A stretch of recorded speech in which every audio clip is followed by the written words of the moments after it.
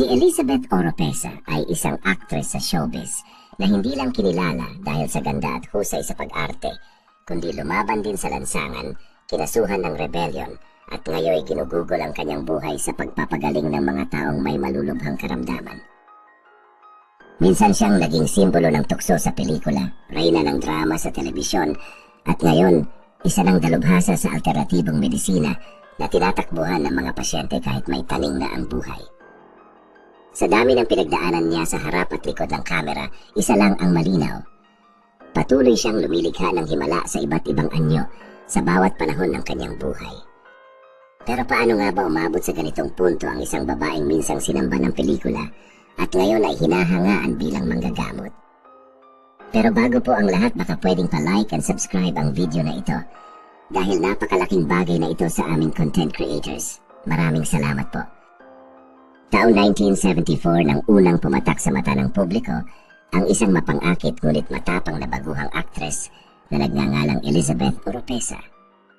Sa direksyon ng kontrobersyal at mapanlikhang si Celso Ad Castillo, ipinakilala siya sa pelikulang Ang Pinakamagandang Hayop sa Balat ng Lupa, isang pelikulang bumago sa imahe ng babae sa pelikulang Pilipino. Kasama niya rito ang dating Miss Universe na si Gloria Diaz. Ngunit sa kabila ng bit-bit na korona ng kanyang kasama, hindi basta-basta nagpaawat si Elizabeth. Gumanap siya bilang Saling, isang simpleng dalagang naglalagablab ang damdamin sa pag-ibig at selos. Umiibig siya kay Simon, na ginampanan ni Vic Vargas, at handang ipaglaban ito laban sa bagong dayuhang presensya sa isla. Dito ipinanganak ang tinaguriang wet look sa pelikulang Pilipino. Isang revolusyonaryong eksenang sumabog sa publiko at nagtaas ng kilay sa mga konserbatibo. Ngunit higit sa kontrobersya, isang bituin ang isinilang. Agad napansin si Elizabeth dahil sa kanyang lakas, kumpiyansa, at ang hindi maikakailang alindog na tila natural na dumadaloy sa bawat eksena.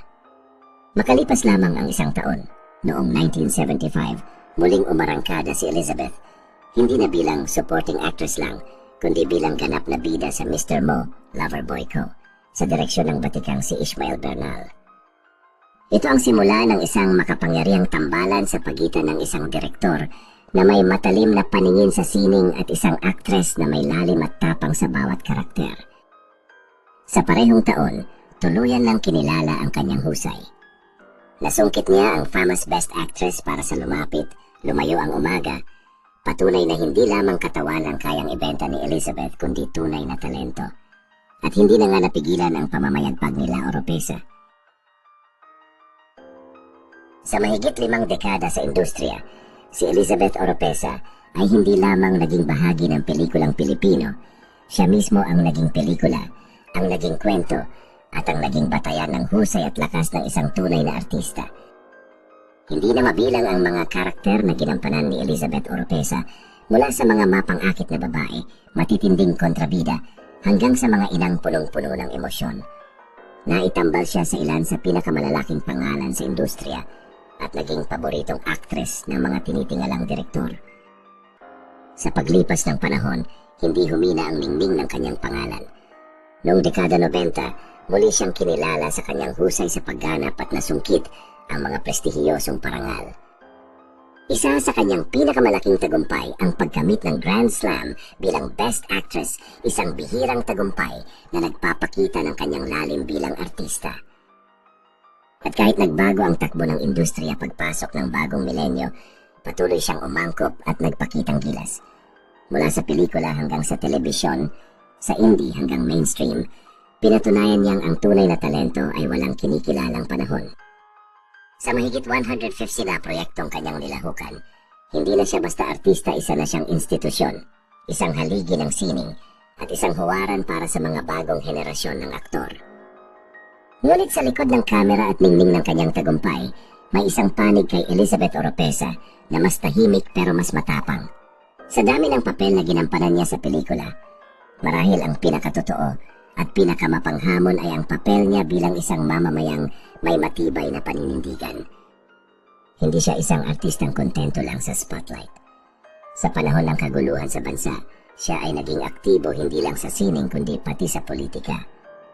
Taong 1986, sa gitna ng napakainit na tensyon sa politika ng Pilipinas, Isa si Elizabeth sa mga kilalang personalidad na tumindig at nagpakita ng suporta sa kampanya para sa muling pagkakaluklok ni Pangulong Ferdinand Marcos sa snap elections. Ang kanyang pagkakasangkot sa politika ay hindi natapos sa simpleng pag-endorso.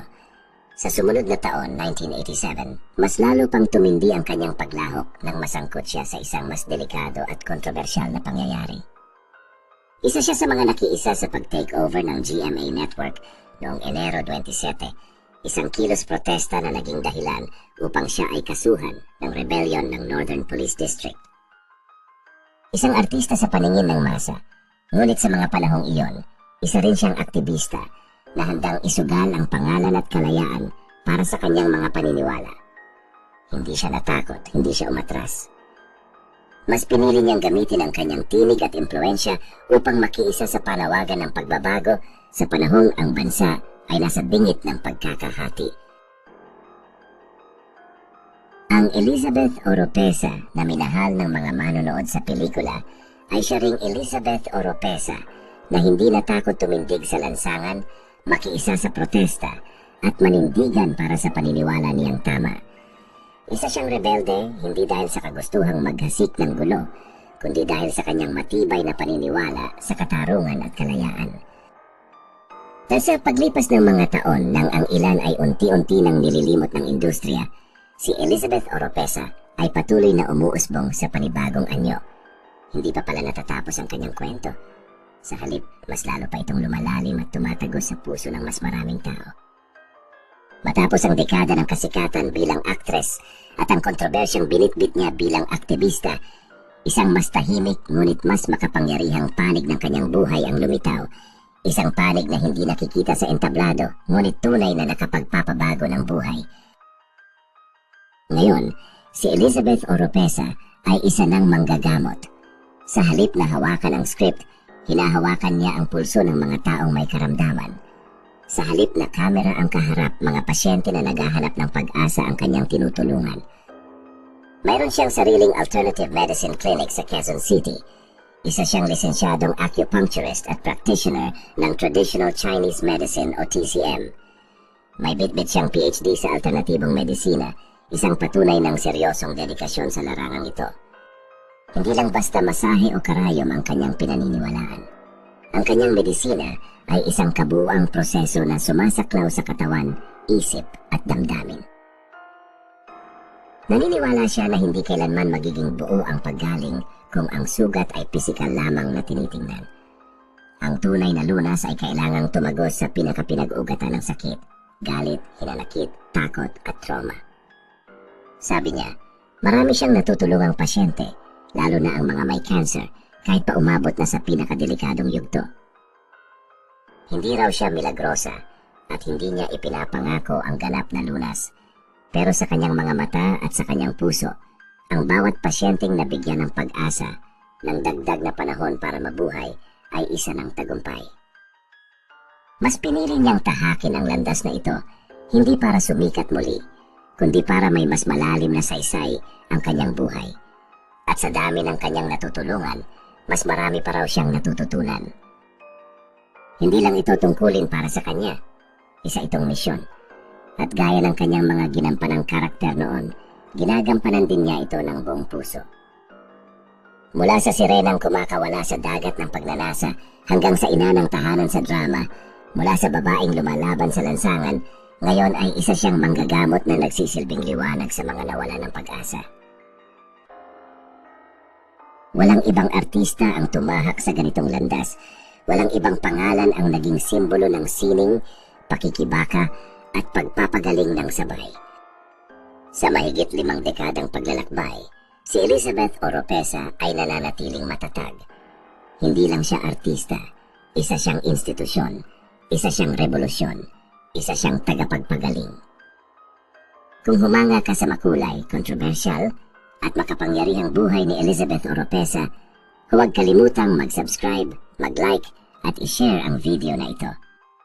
Dahil marami pa tayong kwento ng tunay na kabayanihan na hindi binibigyang pansin, mga kwentong kailangang marinig, at mga pangalan na karapat-dapat muling kilalanin.